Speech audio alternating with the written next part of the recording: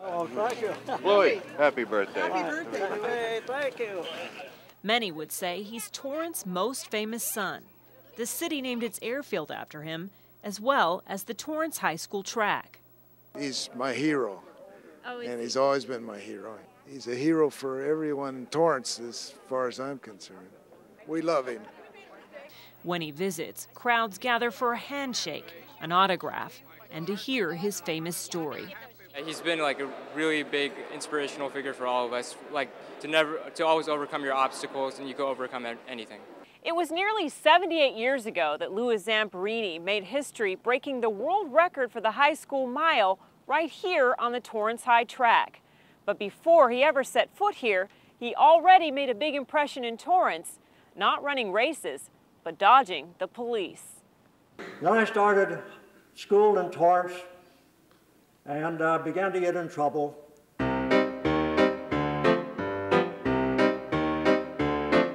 Zamperini was born to Italian immigrants. His family moved to Torrance in his youth and lived in this home at 2028 Gramercy Place. Because his family spoke mostly Italian, Zamperini had an accent, and the kids in the neighborhood made fun of him. He started to act out, and Trouble became his middle name. Chief Calder, who took me to jail, pointed through the bars and said, "See those two guys? Someday you're going to be in there." And that shook me up. At Torrance High School, the principal and Zamperini's older brother Pete contrived a plan to straighten Louis' path. They signed him up for track, and once Zamperini started running, he left his troublemaking past at the starting line. And as I came down the stretch and passed a member of the Narbonne track team, I could hear the students from this school cheering me on, you know, and this was unbelievable. I had no idea that anyone even knew my name, and they were hollering, "Come on, Louis." Well, that did it. I made my mind up that night to stop all this dissipation and become a runner. And not just any runner. Sports writers began calling him the Torrance Tornado. We used to watch the track meets, and here would be Louis. He'd be probably 100, 200 yards ahead of everybody else. Then the rest of the field would come. In May 1934, Zamperini was a junior competing at the high school state finals. He unleashed his trademark kick and set a new world record for the high school mile at 4:21, a record that would stand for 26 years. 2 years later, at 19, Zamperini boarded a train for the U.S. Olympic trials in New York City. It was just 1 month before the 1936 Olympics in Berlin. His hometown, that had once written him off as a delinquent, sent him off in style. The city of Torrance, the businessmen, gave me a suitcase, they gave me shaving gear, cologne, clothing. I mean, this city was behind me 100%. And I had my dad worked for the Southern Pacific Railway, so I had a free ticket once a year anywhere in America. So I took advantage of that, got a train to New York. At the 5,000-meter trials, Zamperini ran stride for stride with world record holder Don Lash during the last 100 meters of the race. They tied for first, and Zamperini secured his spot on the U.S. Olympic team. We never had an Olympian before. We never had a world record holder before. Word spread back home in Torrance, and the police, who once chased Louis across town, were now cheering him on. The same chief sent me a wire, which I still have, in New York when I made the Olympic team. Congratulations, Louis. But when he arrived in Berlin, he wasn't quite prepared for his big race. I gained 14 pounds, by the way, on the boat going over. I'd never seen so much food in my life. And I ate my way across the Atlantic, and I couldn't lose the 14 pounds, so I wasn't really in shape for the final race. Zamperini finished 8th in the 5,000-meter final, but managed to run the last lap in an astounding 56 seconds. This captured the attention of an unexpected fan, none other than Adolf Hitler, who asked to meet Zamperini. So I went over and I shook his hand. He just said one thing. He just said, "The boy with the fast finish." So actually, he thought that was the fantastic part of the race, seeing a guy gain 50 yards in one lap. Zamperini returned to a winner's welcome from the home crowd. They got me out of the car, sat me in this big throne-like chair and drove me into Torrance.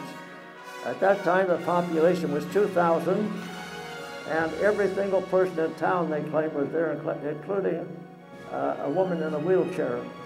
It was just unbelievable. I was embarrassed, but that was the city of Torrance then. They claimed that every single person in town was there. And that was a thrill to me that I had that kind of backing. Zamperini believed his best race was 4 years away at the 1940 Tokyo Olympic Games. That race, those games, were never to be.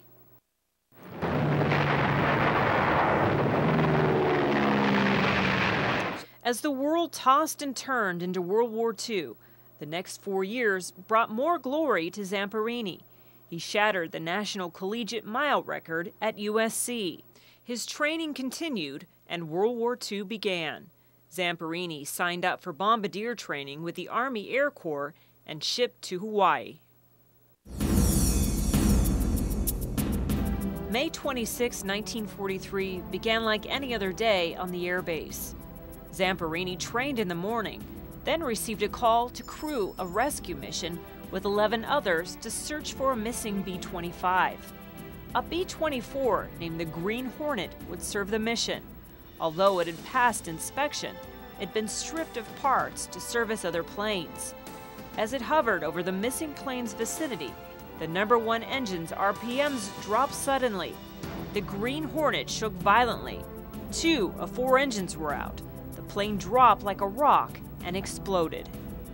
Zamperini, the pilot, Francis McNamara, and tail gunner Russell Phillips were the only crew members to surface alive. Zamperini swam as fast as he could to reach a floating life raft before it drifted out to sea. Ironically, the rescue crew now waited to be rescued. They waited and waited. As sharks circled the raft, they survived on rainwater and an occasional predator before becoming its prey. So I got this 4-foot shark in the raft, and it took about 20 minutes to open him up. And I was taught in survival school that you can eat the liver only unless the shark meat's cooked. Now, before World War II, all of our vitamin pills were made from shark liver. So we knew it was highly nutritious. Then about 4 or 5 days later, we caught another shark, which is about 3 feet long. And so on 2 different occasions, we had a luscious dinner of raw liver. After 27 days on the raft, a sign of hope, a familiar plane with an unfamiliar red circle, the circle of the Japanese Imperial Air Force. It fired on them for 45 minutes as they pretended to be dead. Miraculously, the bullets missed the men, but it would take days to pump the water out of their shot-up raft. The 35th night would be the last for tail gunner Russell Phillips. Zamperini and McNamara said a prayer and buried him at sea.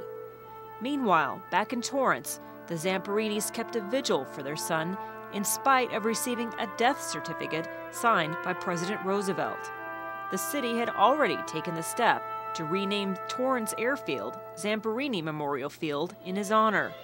Newspapers mourned the death of the Torrance tornado. On the morning of the 47th day, was it a mirage or a miracle? Clear ahead in the distance, an island. The 2 men had drifted 2,000 miles to the Marshall Islands. Little did they know, their battle to survive was just beginning. It was a Japanese outpost where 9 U.S. Marines had already been beheaded. As prisoners to the Japanese, they survived on rice balls and water. Phillips was eventually transferred to an officers' camp. Zamperini remained and would be subjected to medical experiments by his captors. Eventually, he would be shipped to a Mori camp in Tokyo Bay, where he would come face to face with the man who would become his nemesis, Utsuhiro Watanabe, nicknamed the Bird.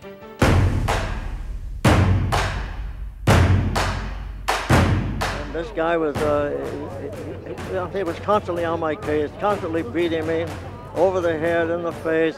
Word had spread among his captors about Zamperini's fame on the track. In 1944, the Japanese offered him a chance to deliver a radio broadcast to the U.S. To Zamperini, it was a chance to let his family know he was still alive. Zamperini was soon transferred again, this time near the snow-capped mountains 40 minutes from Nagano and far away from the bird. So he thought. It turned out the bird would be there to greet his arrival. The end of the war came not a moment too soon for the POWs in the summer of '45. In September, Louis Zamperini was finally on his way back home to Torrance. Back in the States, he met and married Miami debutante Cynthia Applewhite. They settled in Hollywood, but it was far from a Hollywood ending. He still couldn't shake the memory of the bird. I had nightmares about this guy after the war, and it just drove me to drinking and ruined my life. I couldn't get over the nightmares. At his wife's urging, he attended a Reverend Billy Graham crusade, a move he credits with saving his life. When I made my confession of faith in Christ, I knew I'd forgiven them. I knew it. I knew I was through getting drunk, I was through smoking, and I had a whole new life now. Zamperini has spent his post-war decades giving back. He started a camp for troubled boys and frequently shares his inspirational story to others, including Torrance High School students. He has never forgotten the city that served as his starting line, and it's never forgotten him. Upon his return in 1946, Torrance would rename its airfield from Zamperini Memorial Field to Zamperini Field. Well, that was just on cloud nine. I mean, you know, it's all this brass here from Washington and March Field, and they flew in for the occasion, and they gave the dedication papers to the city, and then honored me as having the field named after me. I'll tell you, it was the greatest thing that ever happened to me. During a visit to the field in 1987, Zamperini would cash in on another of his 9 lives. As he co-piloted a vintage 1930 Steeman airplane to fly over the city's 75th anniversary, the plane lost oil pressure and made an emergency landing in a field south of Torrance Boulevard. Still sprightly today, Zamperini rarely turns down an invitation to celebrate his birthday in the old neighborhood. For his 89th, he received a warm welcome back at his 2028 Gramercy childhood home. Happy birthday to you. Happy birthday to you. This is where I grew up, my memories. This is where the transition took place. And this is where I went from a rotten, low-down delinquent and accepted by the entire school and the police force. In late 2010, the author of Seabiscuit, Laura Hillenbrand, released this biography about Louis Zamperini, appropriately titled Unbroken. It quickly rose to the top of the New York Times bestseller list, where it's remained for more than a year. As Zamperini turns 95 this centennial year, we look to his perseverance, which personifies the spirit of Torrance and the spirit of his generation. Tom Brokaw sent me a book 2 weeks ago. He said, "How did I miss you in my book?" Well, he wrote a book called The Greatest Generation, My Generation, but I don't like that term. My term is the hardy generation. And it doesn't have to be an old gray-haired man to be hardy.